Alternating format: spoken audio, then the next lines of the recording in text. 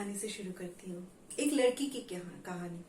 She was from an ICSE background. It is a predetermined notion that a student from an ICSE background needs to understand and speak fluently in English.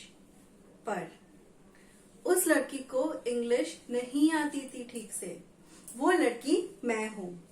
नहीं आती थी English ठीक से, नहीं समझ में आता था ग्रामर, नहीं हो पाता था। क्या करती? अब हर कोई रैंचो तो हो नहीं सकता, कुछ तो फरहान और राजू भी तो होंगे ना। तो मैं उसी कैटेगरी में थी जो कोने में बैठी रहती थी, किसी से कभी कोई सपोर्ट नहीं मिला। बस my dad always supported me. फिर जब मैं अपने MBA डिग्री के लिए गई, वहां मुझे मेरा फर्स्ट कॉन्फिडेंस मिला। Yes, when I stood in front of a class of 40 students and spoke few lines on a particular topic.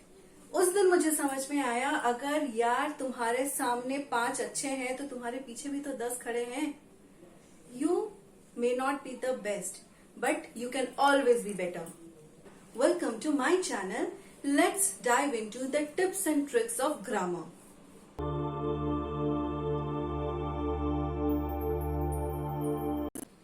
वहां से मुझे एक सीख मिली। I started believing in 3L: love, learn and leave. There is a famous saying, one is never too young to teach someone or one is never too old to learn something new. हम सीख रहे हैं, हम सीखते जाएंगे और हम सिखाएंगे भी। मैं सीखना शुरू की हूँ, मैं सीख रही हूँ and I also want to share my journey with you all. Yeah, English is not a parameter to judge one's ability, but you have to accept it. English is a global language to communicate with others. आज हम सीखेंगे will and shall.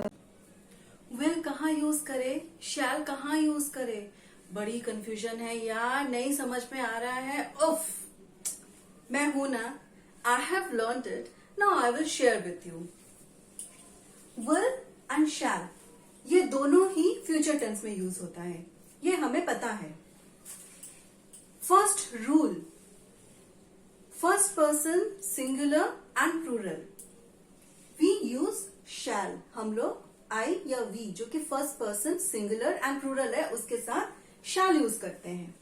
बाकी second person and third person में we are using will. But अगर कोई sentence हमें promise बोल रहा है या कोई सेंटेंस से हमें यह पता चल रहा है कि उसमें फर्म डिटर्मिनेशन है या हम किसी को ऑर्डर दे रहे हैं, उस वक्त आई एंड वी के साथ हम लोग विल यूज करते हैं। इसको हम सीखते हैं एग्जाम्पल्स के साथ। I shall go to the market. I first person singular, shall simple future tense है, गो टू द मार्केट। अगर मैं सेकेंड पर्सन और थर्ड पर्सन को यूज करती हूँ, यू और he will go to the market. Second and third person normal future tense. अगर हमारे सेंटेंस में ऑर्डर या डिटर्मिनेशन है तो हम फर्स्ट पर्सन सिंगुलर या प्लूरल कैसे यूज करते हैं, वो मैं यहां आपको एक एग्जांपल के साथ बताऊंगी। आई शैल get good marks in my examination. I shall get good marks. मतलब मैं डिटरमाइन नहीं हूँ, मेरे पास वो स्ट्रॉन्ग डिटर्मिनेशन नहीं है कि मुझे एग्जाम में अच्छे मार्क्स लाने हैं। लेकिन अगर मुझे ये डिटर्मिनेशन दिखाना है कि नहीं मुझे अच्छे मार्क्स लाने हैं, तो फिर मैं यूज करूंगी I will get good marks in my examination. Simple statement में हम लोग यूज करते थे we shall go to the market. लेकिन अगर हमें क्वेश्चन फॉर्म में इसको करना है या क्वेश्चन फॉर्म में इसको लिखना है, तो हम लोग क्या करेंगे? जो शैल है वो आ जाएगा सब्जेक्ट के प्लेस में, शैल यहां आ जाएगा और सब्जेक्ट जो है यहां चले जाएगा, जो रिप्लेसमेंट हो जाएगा। इंटरचेंज कर लेंगे अपने प्लेसेस को।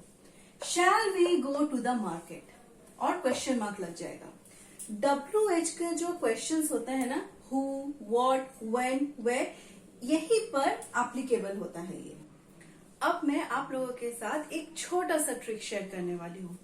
हम लोग हमेशा विल नॉट की जगह वोंट यूज करते हैं एज अ कॉन्ट्रैक्टेड फॉर्म, करते हैं ना। अब मैं आपको एक छोटा सा ट्रिक बोलूंगी कि शैल नॉट की जगह क्या यूज करने से आपके सेंटेंस का वेटेज बढ़ जाएगा। हम usually shall not he use करते हैं ना। आज मैं आपको एक टिप देती हूँ।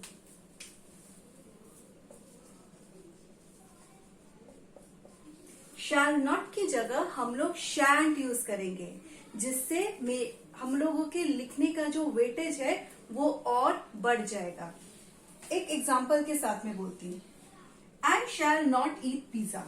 अब ये तो नॉर्मल सेंटेंस है, आई शैल नॉट ईट पिज्जा। लेकिन अगर मैं यही सेंटेंस को ऐसे लिखूं,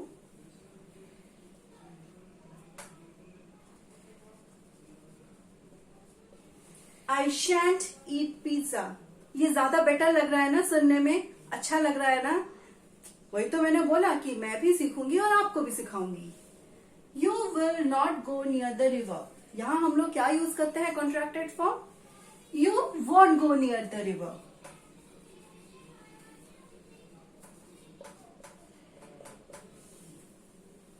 यही दो चीजें हैं, जो टिप्स है, जो मैंने आज आपके साथ शेयर किया। I will not go to the tuition tomorrow। Sentence देख के क्या लग रहा है, नॉर्मल सेंटेंस है ना फ्यूचर का। भाई ये तो सही सेंटेंस है, यही तो गलती है। हम सब यहाँ गलती करते हैं, मैंने भी किया है, पर मैं अपनी गलतियों से सीखी हूँ। आज मैं आपको सिखाऊंगी ताकि आप ये गलती ना करें। बिकॉज मैं क्या कहती हूँ, concept is the key. I will not go to the tuition tomorrow. Tomorrow जो है, जो टुमारो मेरा है, वो प्री डिटरमाइंड प्लान है। मैंने ऑलरेडी प्लान कर लिया है कि मैं कल ट्यूशन नहीं जाऊंगी।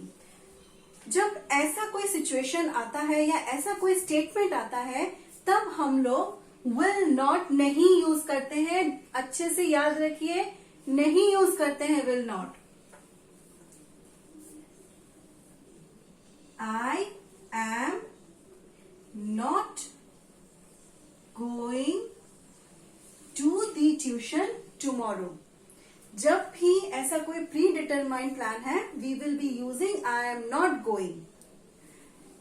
जैसे कि और एक एग्जाम्पल देती हूं, I am going to meet you on Monday, I am going to watch a movie with you on Saturday. मैं तुम्हारे साथ एक मूवी देखूंगी। किस दिन देखूंगी, सैटरडे को देखूंगी। मैंने ऑलरेडी ये प्लान कर लिया है, तो वहां पर मैं विल नहीं यूज करूंगी, वहां गोइंग टू जो है वो आ जाएगा। होप सो आपको ये सब समझ में आया। अगर आपको मेरा ये वीडियो अच्छा लगा है, अगर आप मेरे साथ सीख पाए हैं, तो please do share, like and subscribe my channel, because what I believe is your faith is our growth।